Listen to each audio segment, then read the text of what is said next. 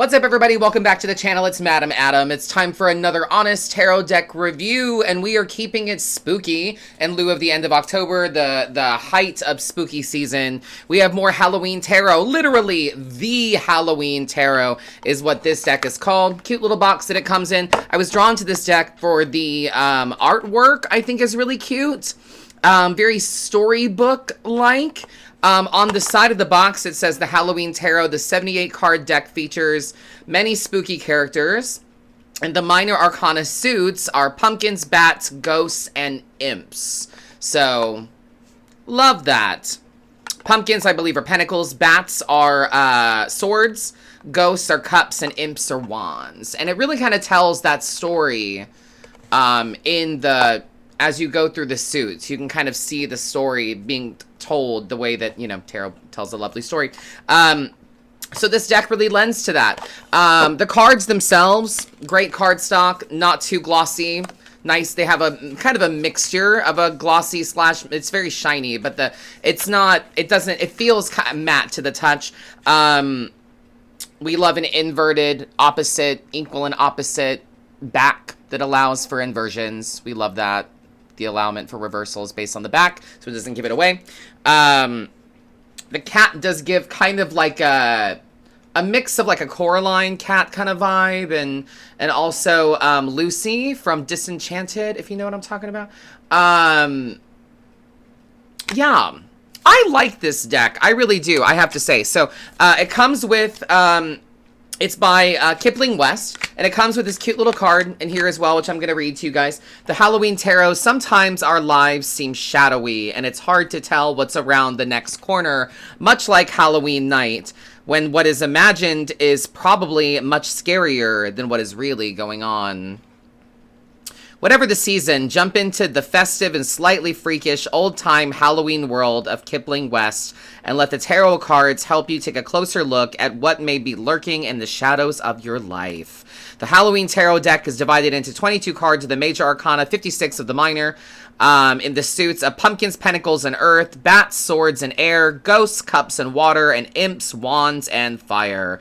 For the complete guide to the Halloween Tarot and the origins and customs of Halloween, look for the Halloween Tarot book, available from US Game Systems Incorporated. Welcome to Halloween. I didn't know there was a book along with it. There is a cute guidebook that comes with your deck, a cute little simple paper guy. Welcome to Halloween. There's more in here as to why Karen Lee decided to make this with Kipling West doing the art. The art is amazing. But here it says, welcome to Halloween. One day I came home from seeing Tim Burton's The Nightmare Before Christmas for the 7th time. And I said to my long-suffering husband, I want to live in Halloween Town too. He glanced around at our living room, complete with 2 squalling black cats, real cobwebs, myriad gargoyles, and stuffed squirrely Frisky. The Stuffed Squirrel Frisky, a scary music record collection, a pickled bat, assorted Mexican devils, a turn-of-the-century magic poster, at least 20 creepy masks, toy skeletons, and piles of Halloween collectibles. He patted me gently on the head and said, honey, you already do. Sounds like me. Halloween was always my favorite holiday, despite the itchy costumes and practical jokes. The feeling of the season and the odd disturbing colors like black and orange got me excited and edgy, and I also had the feeling that I was getting away with something, for one night anyway. I could be whatever I wanted and no one told me how weird I was. I know things have changed, but I'm stuck in an old-fashioned Halloween where creeping sensations came from what was unseen and unsaid, when everything was colors and costumes and rushing about and tricking my little brother into trading his chocolate bars for those icky licorice jelly beans. Even longer ago, over 2,000 years, when the Celts in present-day Great Britain were celebrating the earliest of Halloweens, it was the last night of the old year on their calendar. This made sense to me as a kid growing up in New Hampshire. Often it was very cold, and sometimes there was even a bit of snow to trudge through. Halloween was the last night of remembering summer, the end of autumn, just before the dead gray winter months kicked in. The Celts believed that this New Year tradition was the time when spirits, good and bad, came back to pay a visit from the dead. Nowadays, Halloween around here seems to be about trick-or-treating, costume parties, and the occasional haunted house, but fortune-telling used to be a big part of the festivities. Halloween is a wonderful night for it. Just as the Celts believed, the veils between worlds, between past and future, life and death, are a little thinner that night. It's like the amber light between the red and the green, that brief moment between two absolutes. The perfect time between times when to engage in a slightly spooky peek into the future.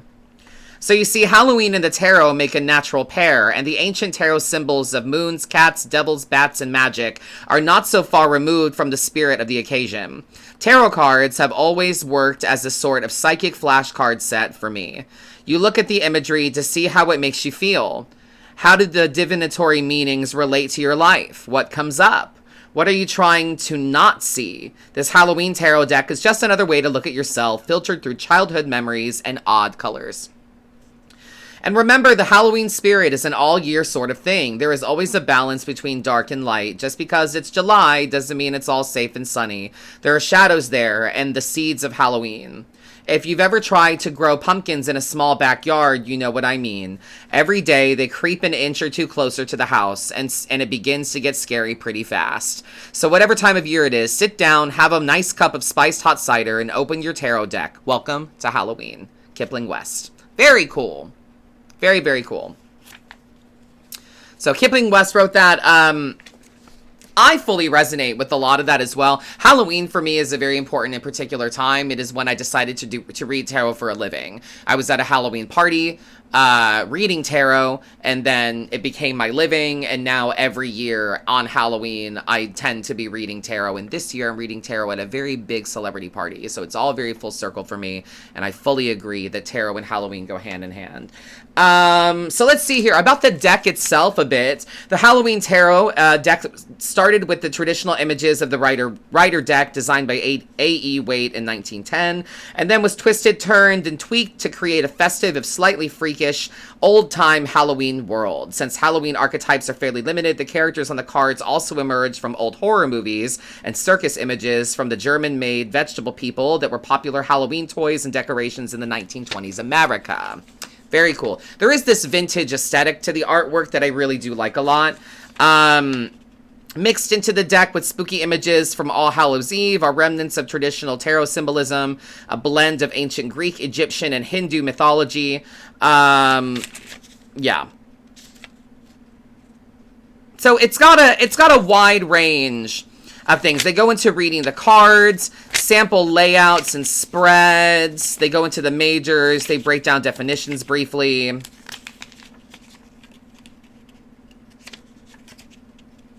For major arcana, I just want to look at some simple ones.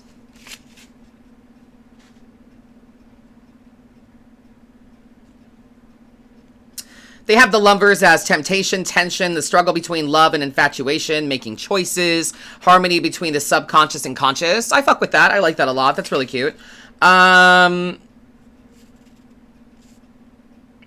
Yeah, I think it's a great deck. I think it's fun. I like the definitions of it. It is a bit seasonal for me. I agree that the Halloween spirit is year-round and all of that, but there are just other decks that I find that are simpler to use, I guess, but it's super beginner friendly. I love the cardstock. I love the art style. Each image does have a lot on it that I want to look at, and this black cat is represented on each individual card. Somewhere on the card, in some aspect, the cat is present, so you kind of go with the cat on the journey through the cards, which is really fun. It's like we are the cat in the deck.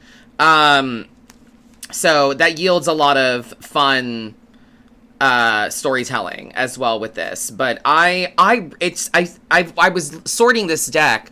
I had used it before and I'd shuffled it and fucked it all up and mixed it all together. And I was looking through the cards to sort them out again. And I found myself slowly looking at each one of the images, kind of getting lost in it, seeing the different stuff in the background from the classic Pamela Coleman Smith imagery and, you know, stuff like that. So it's really fun, and I do like it a lot, and I think that it is a bit seasonal for me personally, but it's definitely a deck that I will be holding on to. I'm not going to be getting rid of this one or selling it or paying it forward.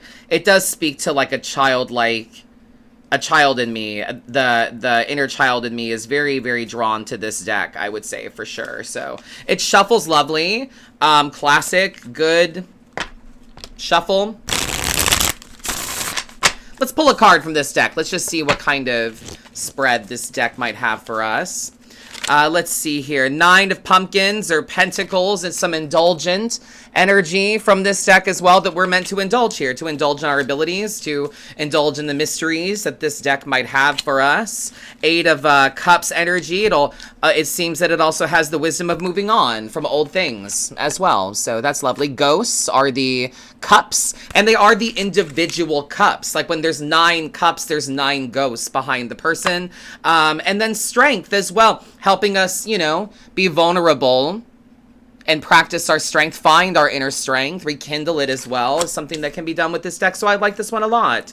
So indulge. Why? Because we're moving on from old things here, and to do that, we have to persevere, remember our strength, and the vulnerability to seek help. That's also a strength move as well. So I like this one a lot. This is really cute. That's a great spread to pull from this deck. Spooky Ookie. I love the back of it. In the new year, I'll be adding reversals again to my spreads.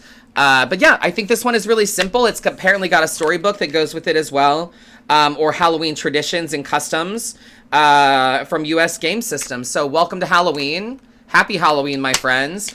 Let me know what you guys think of this deck and the imagery. Does it spark any childhood memories for you or some of your favorite Halloweens? Let me know in the comments.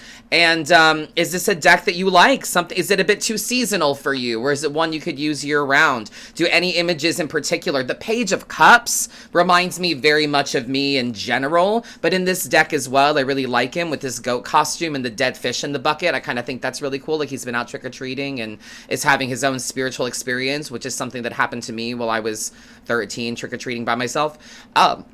Excuse me. So yeah, let me know what you guys think in the comments of this deck and some of your favorite Halloweens that this might have sparked for you as well. And a full look at the Halloween tarot is coming up right now.